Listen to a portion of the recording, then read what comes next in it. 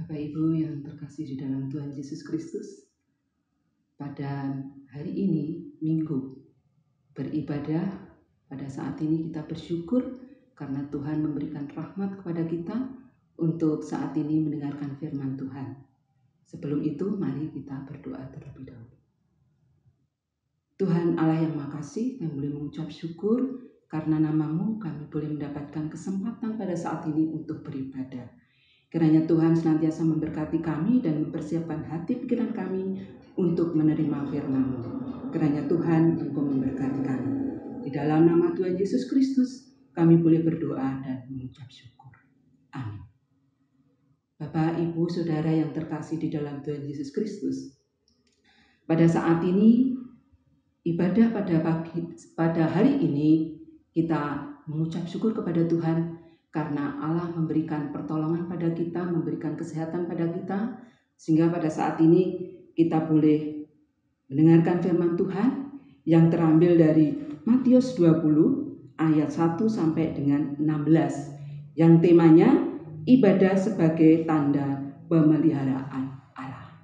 Saudara-saudara yang terkasih dalam Tuhan Yesus Kristus, pada masa pandemi ini yaitu COVID-19 yang saat ini beruntun sampai sekarang pun belum usai. Namun Bapak Ibu yang terkasih dalam Tuhan Yesus, dalam keadaan apapun Allah itu Maha Tahu. Maka di dalam ibadah ini mari kita tetap semangat untuk senantiasa menerima firman Tuhan. Yaitu yang tema saat ini adalah tadi sudah saya bacakan, yaitu ibadah sebagai tanda pemeliharaan Allah. Saudara yang dikasihi Tuhan, bahwa ibadah kita seringkali mendengarkan tentang ibadah dari awal bulan September sampai saat ini, di mana bulan September itu adalah bulan katekisasi, liturgi. Saudara yang dikasihi oleh Tuhan, kita mendengar bahwa ibadah itu adalah hubungan antara Allah, hubungan dengan manusia dengan Allah. Inilah yang merupakan sesuatu yang perlu kita pahami dengan jelas. Bahwa ibadah itu tidak semata hanya di gereja, tetapi dimanapun kita berada, kita bisa beribadah. Seperti kita bekerja, kita melakukan hubungan kasih dengan saudara, sesama, itu pun juga ibadah. Kita juga mendengar pada hari Minggu kemarin, yaitu tentang pengampunan, itu pun juga merupakan suatu ibadah. Saudara yang dikasihi oleh Tuhan, ibadah tidak hanya dilakukan di saat kita berada di gedung gereja.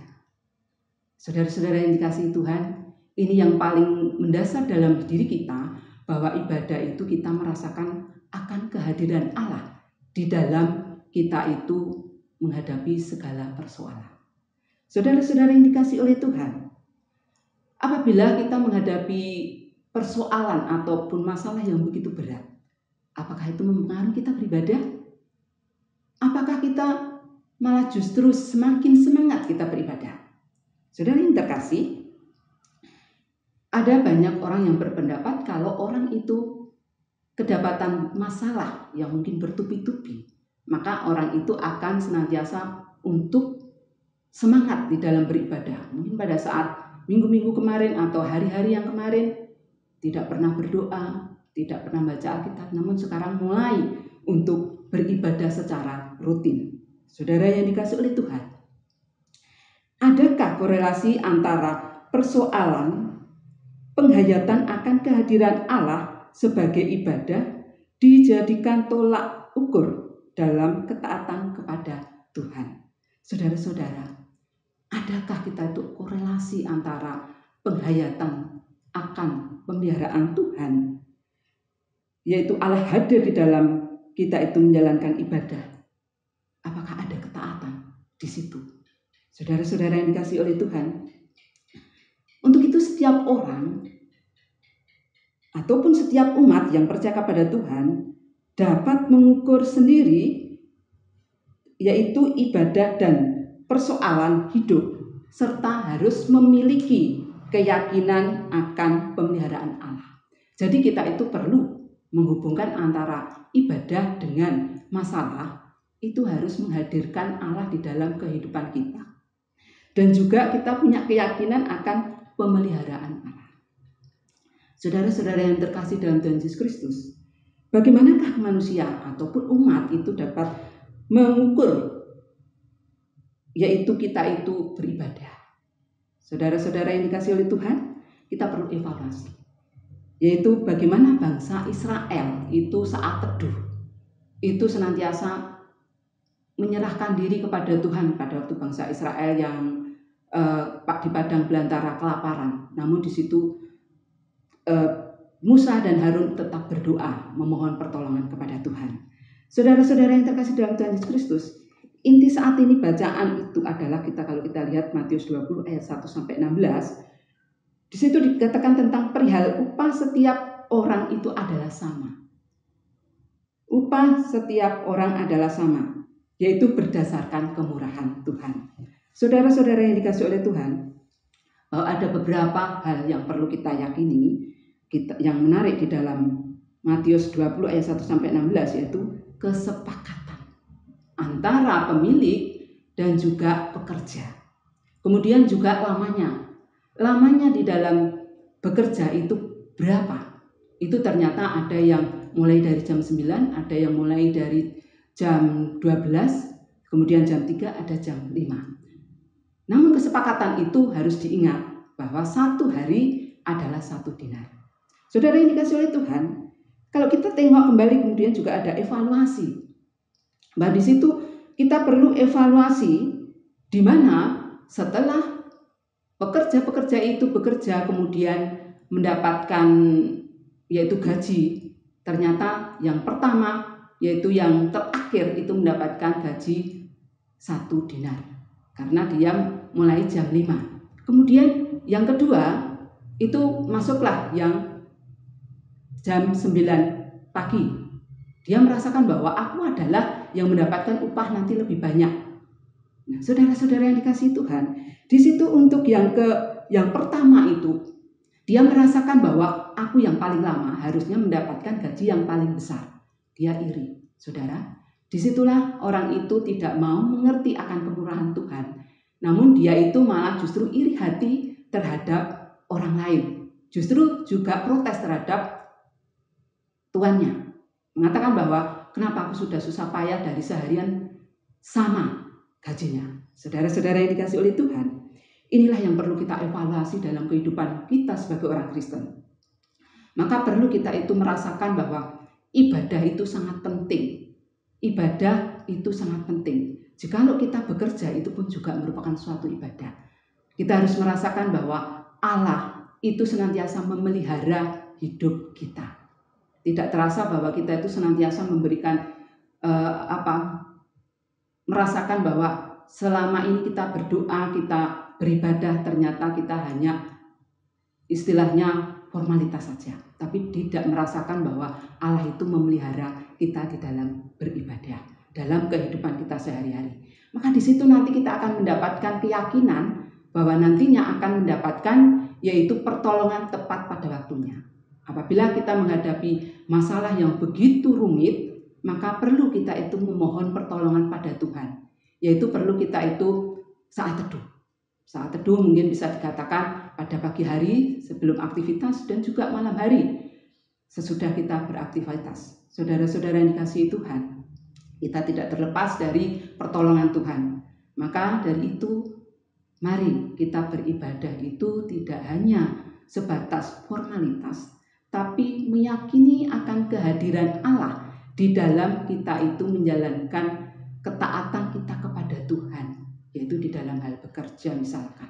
Kita mungkin harus taat kepada Tuhan dengan disiplin yang tinggi. Mungkin kita perlu menyerahkan secara total bahwa ini adalah untuk kemuliaan Tuhan. Maka di situ kita di dalam beribadah pun juga harus memiliki pemikiran yang positive thinking. Jangan sekali-sekali menyalahkan diri kita, menyalahkan Tuhan, dan menyalahkan orang lain. Namun kita harus memaknai bahwa Tuhan punya rencana yang terindah di dalam hidup kita.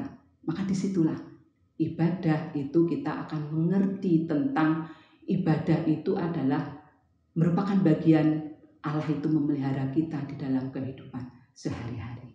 Saudara-saudara yang dikasihi oleh Tuhan, Kita tidak lupa bahwa Allah itu setia. Walaupun kita bersungut-sungut, namun Tuhan itu tetap setia. Kita dapat mengambil hikmahnya. Kita tetap mengetahui Allah itu setia, maka di dalam kita itu refleksi di dalam hal bekerja, maka kita itu perlu sekali meneliti diri kita.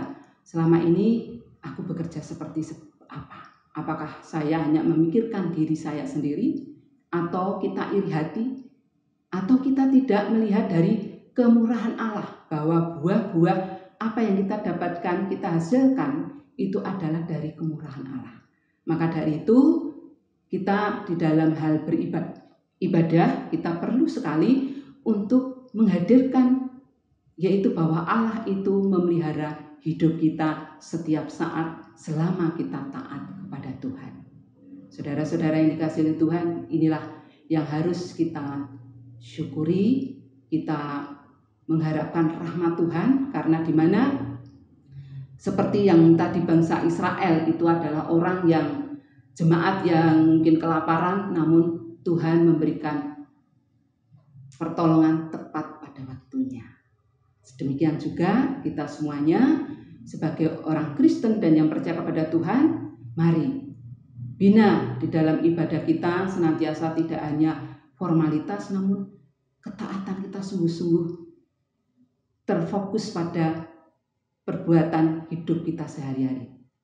Mungkin di waktu kita bekerja, kita mungkin di dalam kita bergaul, ataupun di dalam keluarga, ataupun di dalam masyarakat, kita dapat melakukan ibadah. Itulah ibadah yang bisa dikatakan bahwa Allah itu memelihara dalam hidup kita sehari-hari. Saudara-saudara yang dikasihi oleh Tuhan, Tuhan itu tidak pernah meninggalkan kita, namun kitalah yang senantiasa meninggalkan kita. Terkadang kita tidak merasakan akan pertolongan Tuhan, tidak akan pernah merasakan pertolongan Tuhan. Karena apa? Ibadah kita itu sesuatu yang formalitas, jadi tidak menghayati. Seolah-olah aku sudah beribadah, ternyata kok aku seperti ini. Namun sebenarnya Tuhan itu memberikan pertolongan tepat pada waktunya. Nah, seperti apa yang dirasakan oleh pekerja yang pertama. Pekerja yang pertama itu iri hati. Dia protes pada tuannya bahwa aku seharian sudah melakukan pekerjaan ini, ternyata upahnya sama. Upahnya sama, 1 dinar sehari. Nah, saudara-saudara, ini juga kita kembali ke tuannya itu, ternyata tuannya sudah memberikan kesepakatan bahwa 1 hari adalah 1 dinar. Kita tahu bahwa 1 hari 1 dinar itu, kalau sekarang itu 1 dinar itu adalah 48